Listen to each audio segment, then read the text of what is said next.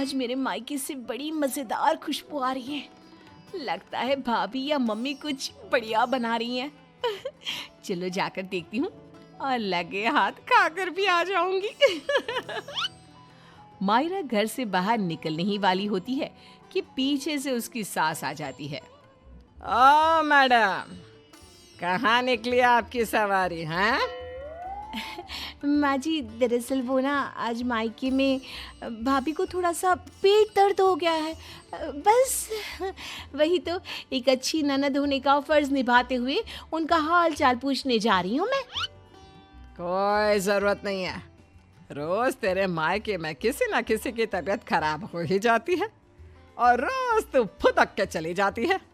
हमारी ही अकल पर पत्थर पड़े थे जो पड़ोस की लड़की को ही बहू बना लिया। अब आपका मायका 100 किलोमीटर दूर है, उसमें मेरा क्या कसूर? आपका खाना बना दिया है, आटा भी गूंद दिया है, गर्मा गर्म फुल्की बनाकर खा लेना ना आप। ये है मयूरा, जिसका मायका और ससुराल दोनों भी आस पड़ोस में 2 मिनट की दूरी पर है, जिसका पूरा पूरा फायदा उठाते हुए मयूरा हर दिन मायके के चक्कर लगाती रहती है। हेलो मम्मी, हाय भाभी, क्या बात है? आज तो बड़े ही शाही और लजीज पकवान बने जा रहे हैं। कोई दावत शावत है क्या आज हमारे घर पर? खुशबू आई नहीं कि चली आ गई महारानी चींटियों की तरह सूंघती हुई। अरे बेटा, तेरे भाई का प्रमोशन हो गया है, इसी खुशी में उसके मनपसंद पकवान बना रहे हैं। बस आ जाती तू भी, दामाद जी और समधी समदन जी को भी न्योता दे दे। पर मम्मी जी, हमें थोड़ी ना पता था कि ये सब आएंगे। मैंने तो वैसे भी खाना कम ही बनाया है। क्या भाभी, अब आपको ये तो पता है कि मेरा ससुराल पड़ोस में ही है, और आपको तो मैंने कह कर रखा है ना कि मेरे 2 एक्स्ट्रा फुलके सेक कर रख दिया करो। मुझे मम्मी के हाथ की बनी सब्जियां कितनी पसंद है। आई बड़ी महारानी। ऐसे ही मयूरा आधा दिन अपने ससुराल में और आधा दिन अपने मायके में गुजारती रहती। एक दिन सुबह नाश्ते के दौरान मयूरा के ससुर धनराज और पति श्लोक, अरे मयूरा, ये क्या? ये पराठा तो आधा कच्चा है और मेरा पराठा तो कुछ ज्यादा ही एक्स्ट्रा पक गया, जो जल गया है। कोयले से भी काला हो गया। ये तो होगा भी क्यों नहीं। ये करम जली सुबह सारा काम ऐसे ही फटाफट गड़बड़ी में जैसे तैसे निपटाकर अपने मायके भाग जाती है। इससे क्या फर्क पड़ता है? सास को अगर चक्कर आ गए दिन दहाड़े, तब कौन आएगा बचाने? ओ कम ऑन माँ जी, चक्कर, और वो भी आपको? दिन भर आप हर आधे घंटे में कुछ न कुछ खाती रहती हो और फिर भी मुझे ताने कस रही हो। Very bad. तो तू कौन सी गुड है, हैं? आई बड़ी। वहाँ मायके के घर में वंदना अपने पति यानी मयूरा के भाई गोपाल से कहती है, गोपाल, तुम ना तुम्हारी प्यारी बहन को समझा कर रखो। अरे तीज त्योहार, रक्षाबंधन, दीपावली, इन सब पे अपने मायके आए तो ठीक लगता है, लेकिन ये मैडम, ये तो रोज ही चली आती है मुंह उठाए। अरे सोचिए मम्मी जी, अगर मैं भी रोज इस तरह अपने मायके जाऊं तो आपको ये सही लगेगा? नहीं ना? फिर वंदना सही कह रही है मम्मी, जरा इस बात पर गौर फरमाइए। हाँ बेटा, मुझे पता है। उस दिन तो गली की औरतें भी सब्जी वाले के यहाँ गप्पे लड़ाते हुए बातें बना रही थी कि मयूरा तो दिन भर सिर्फ अपने मायके में ही रहती है। आज उसे आने दो, मीठे बोल से ही समझाऊंगी, समझ जाएगी वो। फिर जब मयूरा मायके आती है तो, मम्मी, आपको तो कोई दिक्कत नहीं है ना मेरे इस तरह आपसे मिलने यहाँ आने से? ये देख सरोज का मन ममता के मुंह में आ जाता है। ना बेटी ना, तू ऐसा क्यों सोच रही है और तेरी आंखें नम क्यों है? तू क्यों रो रही है बेटा? समधन जी ने कुछ कहा है क्या? उफ़ो, ये मम्मी जी भी ना, उन्होंने एक आंसू गिराया नहीं कि पिघल गई। नहीं मम्मी, किसी ने कुछ नहीं कहा, बस आज आपकी बहुत याद आ गई। रोज आपसे मिलती ही हूँ, लेकिन आज पता नहीं क्या हुआ। और इसी के साथ सरोज अपनी बेटी को कुछ नहीं बोल पाती। और अब मयूरा का मायके में आना जाना इतना बढ़ जाता है कि वो मायके के फैसलों में भी दखल अंदाजी देने लगती है। तभी वहां पर बरखा आती है। अगर इतना ही परेशान हो तो उसे घर के अंदर आने ही क्यों देते हो? वो एक पाँव अपने मायके की नाव में रखती है और एक पाँव अपने ससुराल की नाव में। अगर एक नाव हटा दे तो ना चाहते हुए भी उसे दोनों पैर एक ही नाव में रखने होंगे ना। हाँ काकी, एकदम बराबर बात कर रही हैं आप। लेकिन समधन जी, आप अपनी बेटी के मुंह पे दरवाजा लगा पाती क्या? देखिए, मुझे वो सब नहीं पता। अब उसका पूरा संसार उसके ससुराल में बस चुका है। उसे वहां ध्यान देना चाहिए, ना कि इधर मायके में। और इसलिए आप ही हो, उसे यहाँ आने पर आप ही को रोक टोक लगानी होगी। बस यही कहने आई थी। नमस्ते। अगले दिन ससुराल में बरखा की तबीयत खराब हो जाती है और मयूरा उसे बिस्तर पर ऐसे ही छोड़कर मायके भागती है।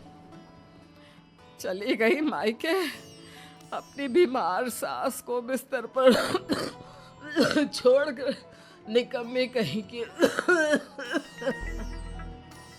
रात में जब धनराज और श्लोक दफ्तर से घर लौटते हैं तब वो देखते हैं कि मयूरा घर पर नहीं है और बरखा अपने कमरे में बुखार से तप रही है। और तो और घर में कुछ खाना तक नहीं बनाया है। आज तो हद ही कर दी मयूरा बहू ने। अरे काम काज का नहीं, लेकिन कम से कम अपनी सास की तबीयत का तो लिहाज रख लिया होता। कोई फिक्र, कोई चिंता नहीं। आप ही ने तो चुनी थी ना ये बहू। कुछ देर बाद मयूरा अपने ससुराल वापस आती है। मयूरा, घड़ी देखी तुमने? हाँ, घड़ी में 2 सुइयां एक साथ कितनी प्यारी लगती है ना। बिल्कुल आपकी और मेरी जोड़ी की तरह। मैं मजाक के मूड में बिल्कुल नहीं हूं मयूरा। तुम्हारा ये मायके से ससुराल, ससुराल से मायके घूमने का तमाशा बहुत हो गया। ये सब कब खत्म होगा? तुम्हें अंदाजा भी है, माँ अंदर 103 बुखार से तप रही है और तुम सुबह से अपने मायके में हो। बहू, अच्छा होगा कि तुम मायके जाना कम कर दो, वरना कहीं ऐसा ना हो कि एक दिन दोनों तरफ की रिश्तों की डोर टूट जाए और तुम बीच में ही लटकी रह जाओ। जी पापा जी, आप टेंशन मत लो।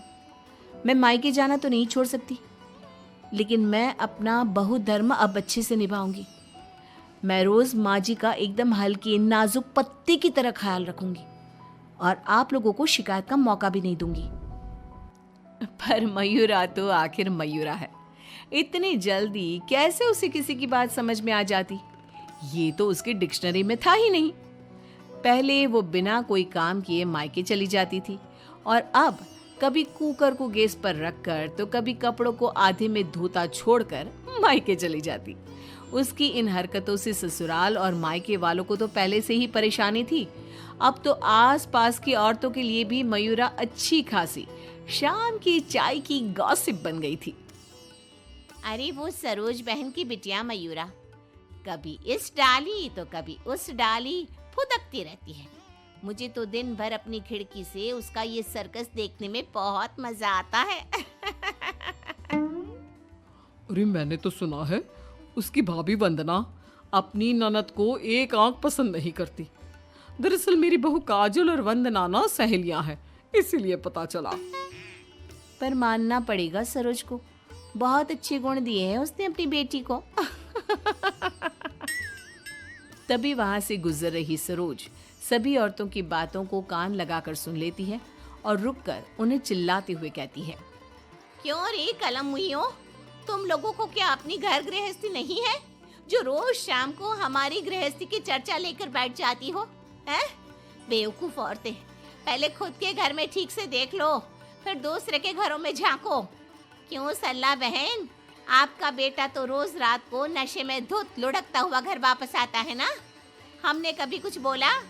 और जानकी बहन, आपकी बेटी का इस महीने का 5वां बॉयफ्रेंड उसे रोज गली के कोने पर छोड़ने आता है, लेकिन हमने तो कोई बात नहीं बनाई।